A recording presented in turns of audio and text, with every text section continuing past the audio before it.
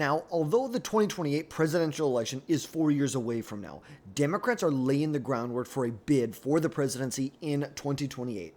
And no one, and I say no one, has taken more steps to prepare for a 2028 bid than Congresswoman AOC, who represents New York's 14th congressional district right now. Now, AOC has made huge moves in preparing for a 2028 bid.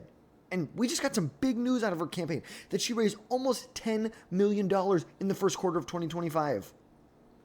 She raised $9.6 million in the first 3 months of the year, more than double her second highest quarter. That's a massive haul that comes amid increasing calls by progressive for her to mount a 2028 primary challenge against Senate Minority Leader Chuck Schumer, which is just great.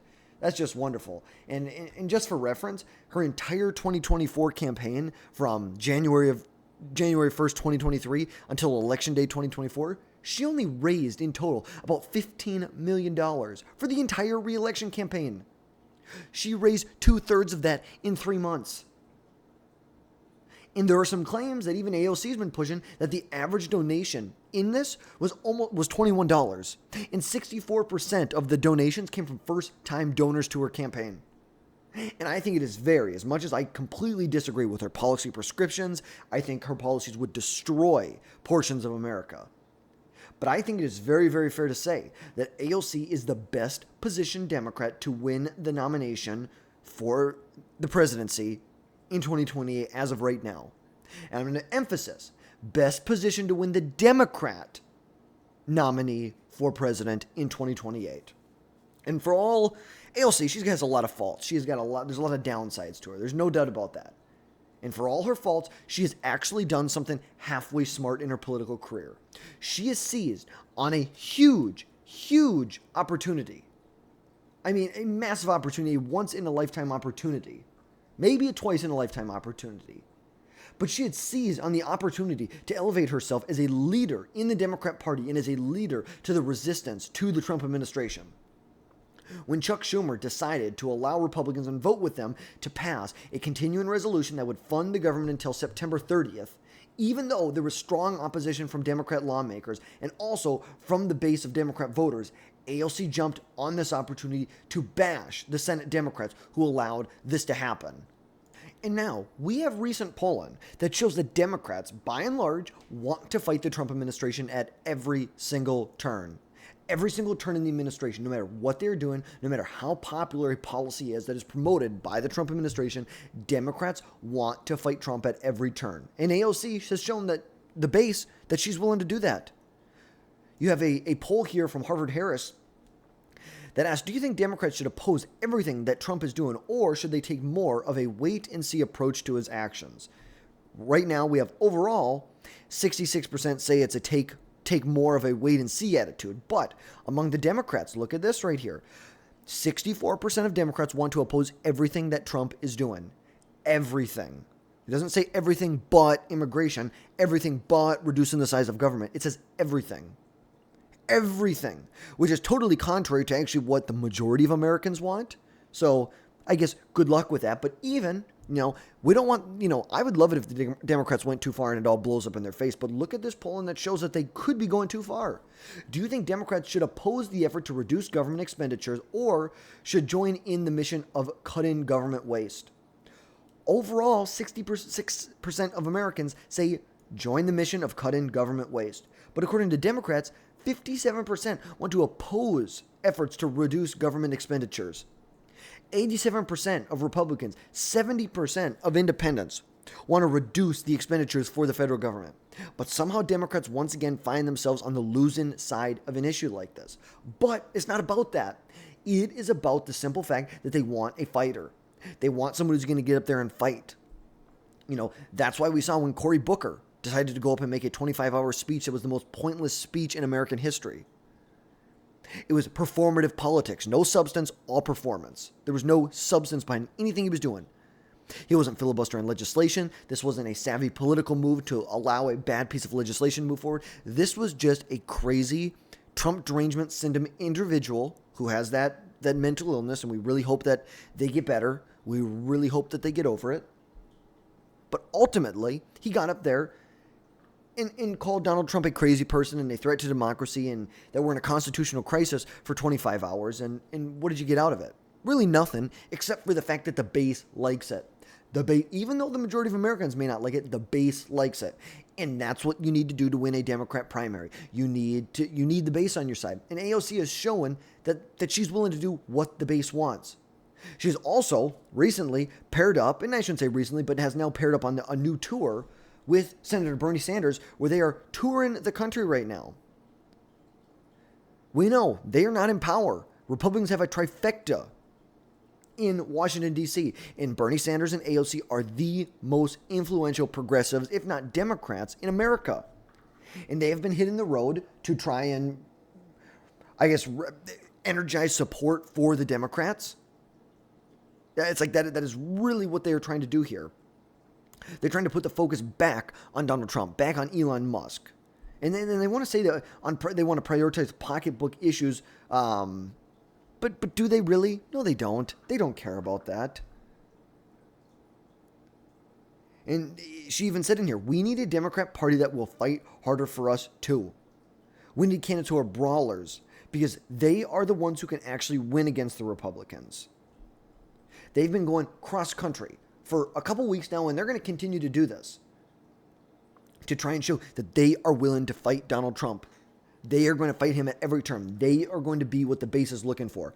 That 64% right here, they are appeasing to that 64% right now. They're not appeasing to the overall electorate. They are appeasing the base. And it's kind of funny, just a little side note, when you have 70 or 80% of the billionaires in America support the Democrat Party and donate to the Democrat Party, but somehow it's fighting oligarchy, the Republicans are the oligarchs, and the whole fighting oligarchy, it's just total bullcrap. It just is. It is so bad.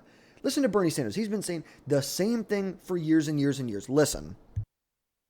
Rapidly in the direction of oligarchy. The United States of America today is increasingly becoming an oligarchy. More and more moving toward an oligarchy. We are moving in the direction of oligarchy. We will move even more rapidly in the direction of an oligarchy. This great country is evolving into an oligarchic society. It is called oligarchy, and that is the system we are rapidly moving toward. This is a budget that moves our country rapidly into the direction of. So if we've been rapidly moving towards an oligarchy for 40 years, why aren't we there yet? We're rapidly moving towards it. Yes, we know. We know that we've been moving towards an oligarchy. The Democrats have been. They are the ones that are controlled by the billionaires. All of a sudden, because Elon Musk, after 30 years of supporting Democrats, decides he's going to support a Republican, and now the Republicans are the oligarchs?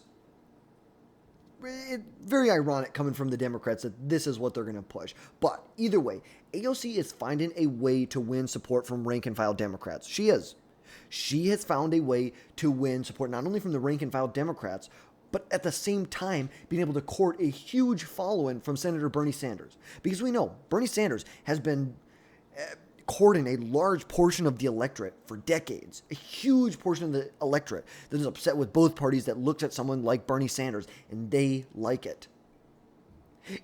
And Bernie Sanders will not be able to lead this faction that he has created forever. And probably not that much longer. He's in his 80s. This is a faction of the party that will need a new leader to replace Bernie Sanders here soon. And AOC seems to be positioning herself best to take on that role. And this is what is why I believe AOC is, as of right now, the best position. She is right now courting to the 64% of Democrats who want to oppose everything Trump does. But she is also, at the same time, courting to the Bernie Sanders populist portion of the party.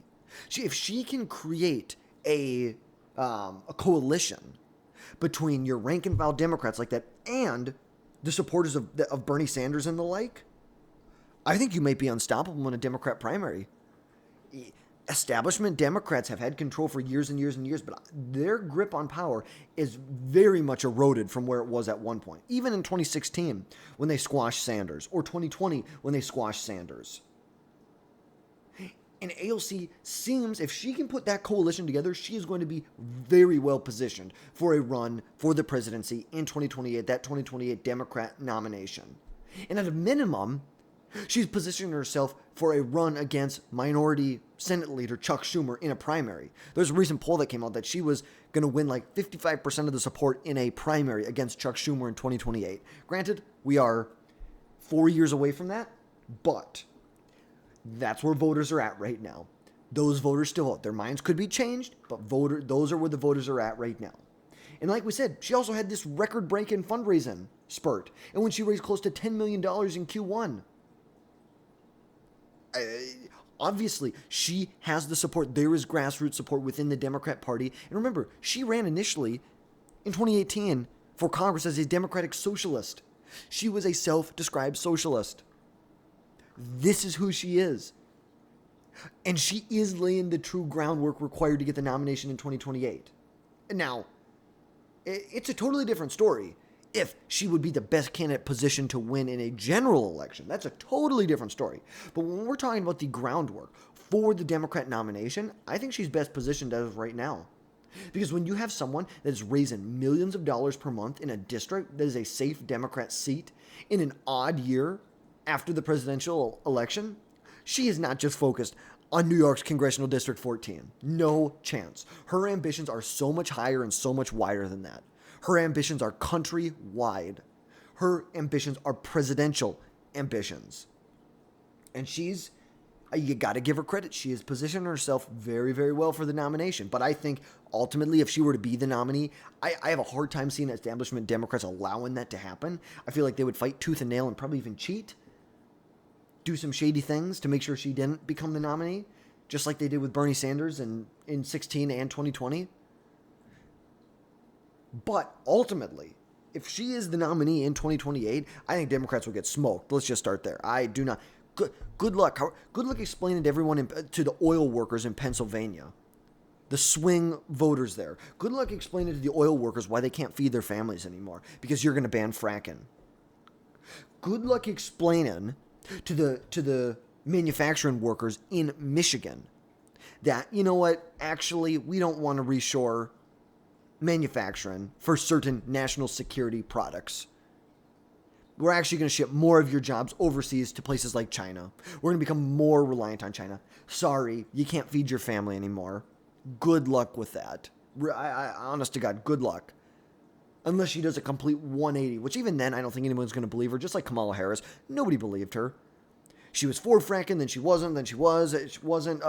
Nobody believed her. She had flip-flopped so many times. Nobody believed her. Nobody believed anything she was saying. Nobody did. And I think AOC is a figure that would, we talk a lot about on the channel, we talk a lot about low propensity voters that only come out to vote when Donald Trump is on the ballot. That may be a solution to it. AOC at the top of the ticket for the Democrats, because there are a few big-name Democrats, Democrat socialists, that energize the Republican base more than others. That energize the base to get out and vote against the Democrats.